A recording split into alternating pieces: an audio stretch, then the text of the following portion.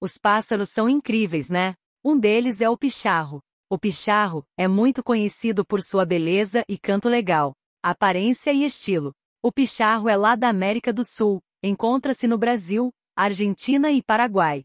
E olha, ele é bem estiloso, com penas em cinza e branco, e um topete chique na cabeça. Canta muito.